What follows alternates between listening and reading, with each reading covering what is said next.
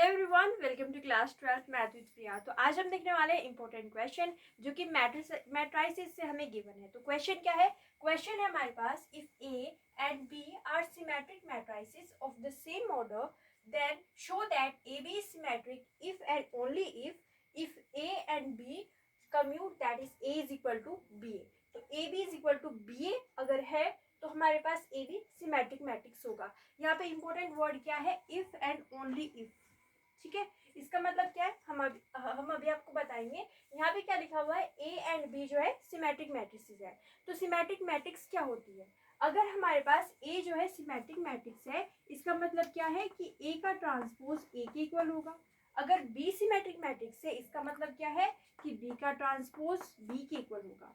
तो हम ये लिखेंगे कि इफ, यहाँ पे हम क्या लिखेंगे? If A and B are symmetric matrix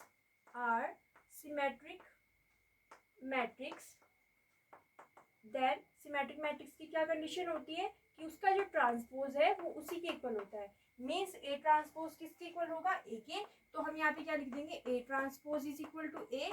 and अगर बी एक सिमेट्रिक मैट्रिक्स है, इसका मतलब क्या है कि बी का ट्रांसपोज बी के इक्वल होगा।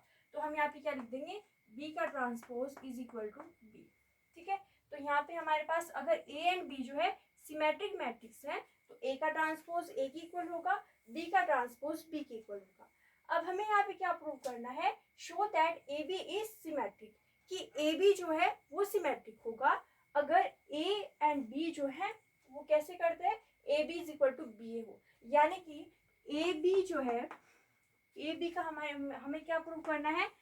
सिमेट्रिक प्रूव करना है। इसका मतलब क्या है कि ए बी का जो ट्रांसपोज है उसको क्या लेके चलेंगे हम? उसको लेके चलेंगे ए बी के इक्वल। इसको हम लेके चलेंगे और हम क्या प्रूव करेंगे कि जो ए बी है वो किसके इक्वल है? बी ए के। ठीक है, तो ये हम लेके चलेंगे। अगर सिमेट्रिक मैट्रिक्स है मतलब ए बी का ट्रांसपोज ए बी के इक्वल होगा और अगर ऐसा है तो ए बी किसके इक्वल होगा? बी ए के इक्वल होगा। तो यहाँ पे हम कहेंगे कि if A B is symmetric matrix, अगर ए बी जो है सिमेट्रिक मैट्रिक्स है, इसका मतलब क्या है? इसका मतलब ये है कि उसका ट्रांसपोज उसके इक्वल होगा। यानी कि यहाँ पे क्या लिखेंगे? यहाँ पे आएगा हमारे पास ए बी का ट्रांसपोज इज इक्वल टू क्या आएगा? A B. ठीक है, अगर ये सिमेट्रिक मैट्रिक्स है मतलब इसका ट्रांसपोज ए बी के इक्वल होगा। इसको हम कह देते हैं कि इक्वेशन नंबर 1। ओके, अब ए बी का ट्रांसपोज निकालते हैं। तो ए बी का ट्रांसपोज क्या होता है? अगर हम ए बी का ट्रांसपोज निकालें तो वो कैसे आता है? पहले आता है बी का ट्रांसपोज, देन क्या आता है? ए का ट्रांसपोज। तो ए बी का ट्रांसपोज क्या होता है? बी का ट्रांसपोज, ए का ट्रांसपोज। अब यहाँ पे देखिए, बी का ट्रांसपोज किसके इक्वल है? बी के इक्वल है।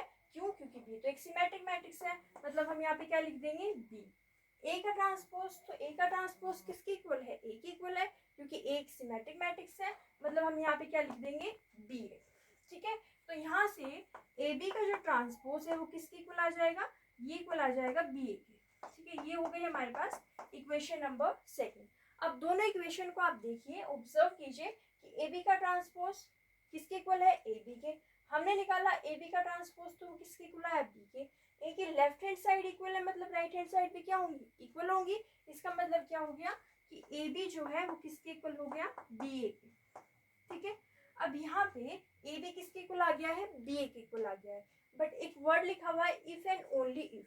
तो हम एक कंडीशन लेके चले कि ए बी क्या है? Symmetric matrix. तो उससे हमने क्या प्रूव कर दिया कि ए बी किसके इक्वल है? बी ए के इक्वल है। अब हम क्या लेके चलेंगे कि A B is equal to B A है, और फिर क्या प्रूव करेंगे कि ए बी जो है सिमेट्रिक मैट्रिक्स है। इफ एंड ओनली इफ का मतलब क्या होता है कि एक कंडीशन को लेके चलना है, दूसरी को प्रूव करना है, फिर दूसरी कंडीशन को लेके चलना है, पहले को प्रूव करना है। तो अब हम इस कंडीशन को लेके चलते हैं और देखते हैं कि ये हमारे पास सिमेट्रिक मैट्रिक्स आता है या नहीं आता है। ठीक है, तो हम इसको रफ कर देते हैं। तो यहाँ पे देखिए क्या आएगा? यहाँ पे हम क्या कहेंगे? A B is equal to B A. ठीक है, इसको हम क्या कर रहे हैं? लेके चल रहे हैं कि ए बी जो है बी ए के इक्वल है। अब देखिए यहाँ पे हमें क्या दिखाना है कि ए बी जो है सिमेट्रिक मैट्रिक्स है। तो उसके लिए हम क्या करेंगे? उसके लिए हम उसका ट्रांसपोज निकालेंगे। तो ए बी का ट्रांसपोज किसके इक्वल हो जाएगा? ए बी का ट्रांसपोज क्या होता है? यहाँ पे आता है बी का ट्रांसपोज इंटू ए का ट्रांसपोज। ये ऐसे ही हम ओपन करते हैं, ए बी का ट्रांसपोज, पहले आता है बी का ट्रांसपोज, देन क्या आता है ए का ट्रांसपोज।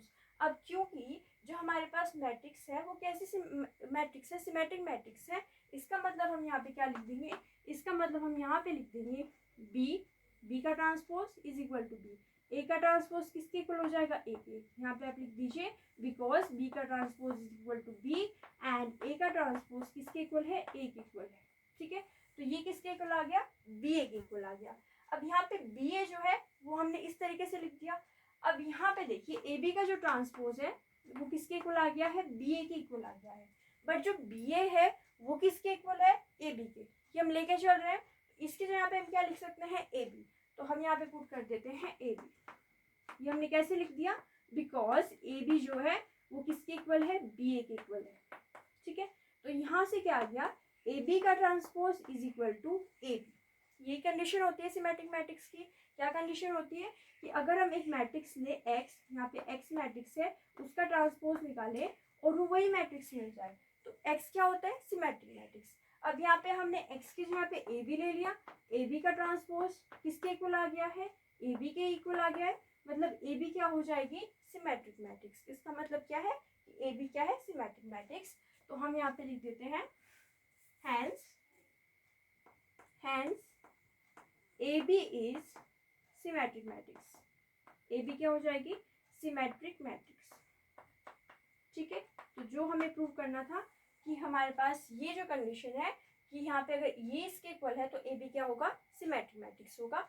इस तरीके से हमने यहाँ पे इसको प्रूव कर दिया। आप लास्ट में लिख दीजिएगा hence if A and B are symmetric matrix of the same order then A B is symmetric if and only if A and B are commute that is A B is equal to B A.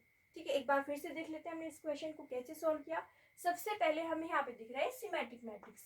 तो symmetric matrix क्या होती है, symmetric matrix का मतलब है कि अगर हम ए का ट्रांसपोज निकालें तो वो ए के इक्वल आ जाए, बी का ट्रांसपोज बी के इक्वल आ जाए।